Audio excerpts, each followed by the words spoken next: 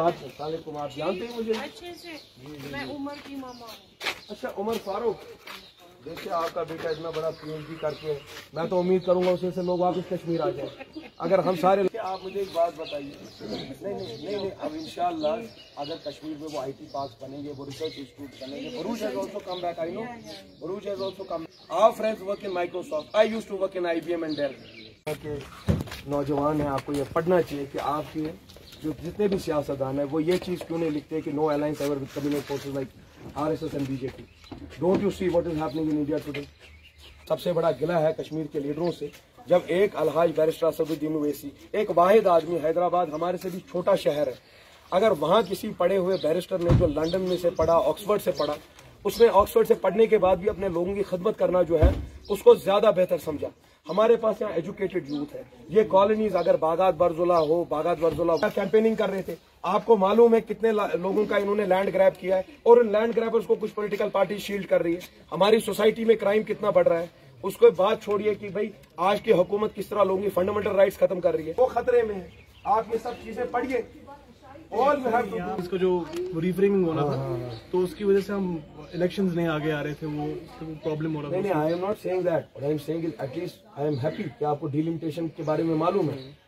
Law student, of course I know. Of course if you are a law student you have to take lead. आपको मालूम है एक वक्त ऐसा था कश्मीर में कि लॉयर्स को मुझे बिठाना पड़ा कि आप डरिए मत। जब बुलडोजर यहाँ हमने, आप वकला जो थे, आपको कॉन्फिडेंस देनी है एक आम आदमी को कि आपके साथ गलत नहीं हो सकता है। क्यों ये हालत हो गई कि क्राइम इतना बढ़ रहा है? ये सारे बड़े इश्यूज को छोड़ दीजिए, आप 370-35 से मसले कश्मीर को आदमी इसको कुचला जा रहा है। पुलिस अपना काम बराबर करिए। Are you satisfied with the level of policing in Jammu and Kashmir? No.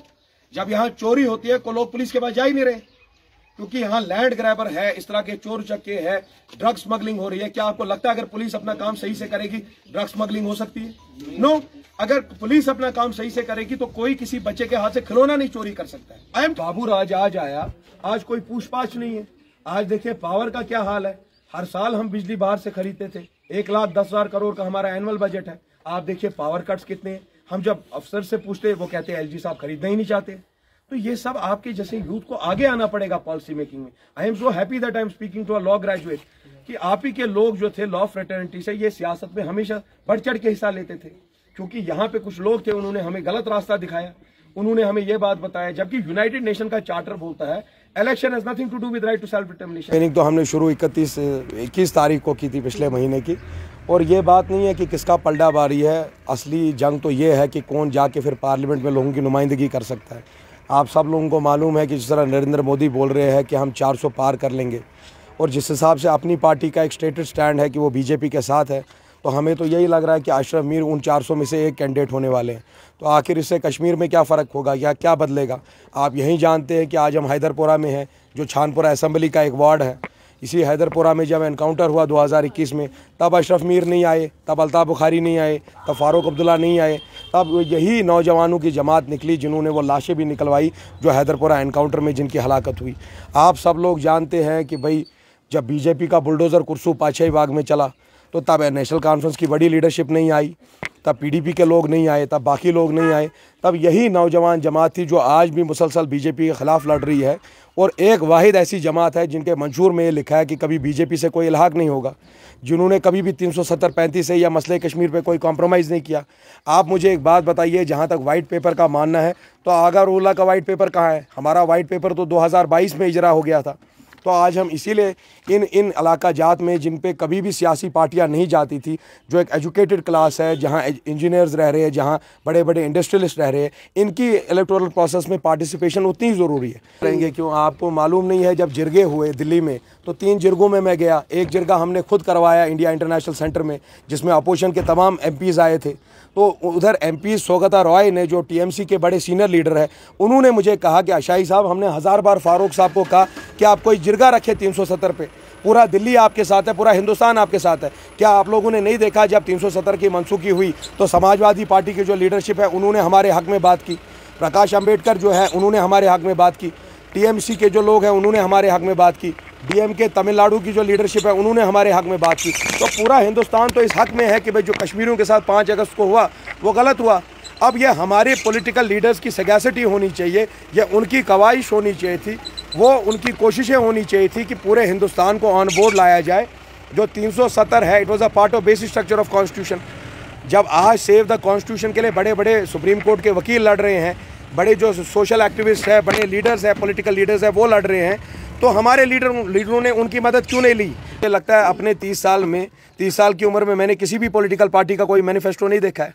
हमारा जो मैनिफेस्टो है, हमारा जो विजन डॉक्यूमेंट है, वो बिल्कुल प्रोनाउंस्ड है, इसमें कोई एम्बिग्यूटी नहीं है, कोई मुनाफिकत नहीं है। जो हम बोल रहे हैं वो लिख के दे रहे हैं कि हमने अगस्त 2022 में ये कहा कि भाई फॉर्मेशन ऑफ अकाउंटेबिलिटी कमीशन होना चाहिए, स्टैंडर्ड SOPs होने चाहिए, जितने भी ड्रैकोनियन लॉज है, चाहे arm forces special powers act है, पब्लिक सेफ्टी एक्ट है, डिस्टर्ब्ड एरिया एक्ट है, उनको रिमूव करने का वक्त आ चुका है। इनफैक्ट ये कानून कभी भी मुसलत नहीं किए जाने चाहिए थे किसी भी सिविलाइज्ड सोसाइटी पे। तो ये बातें तो हम आज से नहीं, पिछले 5-6 साल से कर रहे हैं। क्या आपने नहीं देखा जो BJP का बुलडोजर जो मैंने आपको कहा, वो किसने रोका है?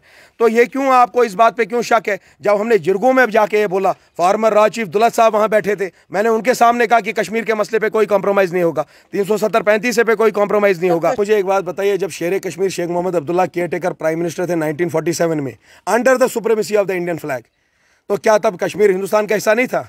कश्मीर का क्या रिलेशनशिप था जम्मू कश्मीर के साथ? जब हमारा इलाक हुआ, आप class 5 class 7 of instrument of accession पढ़ लीजिए। कुछ इंशाल्लाह अगर हमारे जैसे लोग चुन के जाते, अगर 25 करोड़ मुसलमानों की बात असदुद्दीन ओवैसी कर सकते थे, तो यहाँ 1 करोड़ 20 लाख आवाम को एक आवाज़ मिलती। तो जब शहबाज शाही चुन के जा रहा है, वो तो थोड़ी पाकिस्तान में तकरीर करने वाला है, ना वो चीन में तकरीर करने वाला है, तो जाना तो हमें लोकसभा में ही है ना, तो जो पार्लियामेंट दिल्ली में है। तो यही बात हमने कही कि जो डिग्निफाइबल रेजोल्यूशन है, जब वाजपेयी और मुशर्रफ ने बात की तो वो रशिया का मसला हल नहीं कर रहे थे, वो कश्मीर का ही मसला हल कर रहे थे। मेरी अपील यही रहेगी कि जो हमारे यंगस्टर्स है, जो हमारा एजुकेटेड यूथ है, they have to become a part of policy making. बड़ी मुझे दिलाजुर्दा लगती है ये बात कि हमें अपनी हिस्ट्री मालूम नहीं है। हमारे स्कूलों में अमेरिकन रेवोल्यूशन पढ़ाया जा रहा है, फ्रेंच रेवोल्यूशन पढ़ाया जा रहा है, भाई हमारे बच्चों को अपने 100 साल की हिस्ट्री मालूम नहीं है कि once upon a time when Sheikh Sahab was there in 1947 we had Kashmir had its own prime minister, it had its own सदर रियासत, हमारा अपना एजेंडा था, अपना आइन था, अपनी जुडिशल ऑटोनॉमी थी। तो वही स्पेशल स्टेटस जो हमारे से छीना गया 370 के शेप में, उसको हमें जदोजहद करनी है वापस लाने के लिए। जो हकूक़ हमारे जम किए जा रहे हैं आज मीडिया पर इतना कदगन है, 4th pillar of democracy is being destroyed. आपके पास BJP के ऐसे लोग हैं, हेगड़े जैसे, जो बोल रहे हैं कि अगर 400 से ज़ायद हमारी सीटें आएंगी तो हम आइन को बदल देंगे, लफ्ज़ सेकुलर आइन से निकाल देंगे। तो कहाँ जाएगी हिंदुस्तान में, where will the concept of fundamental rights go? कहाँ आर्टिकल 14, 15, 25, 29 कहाँ जाएंगे? अखिलतों के हुकूक कहाँ जाएंगे? ट्राइबल्स के हुकूक कहाँ जाएंगे? इसी का मुतालबा हमें करना है। बहुत बहुत शुक्रिया। No alliance ever with communal forces like RSS and BJP। Don't you see what is happening in India today? सबसे बड़ा गिला है कश्मीर के लीडरों से। जब एक अलहाज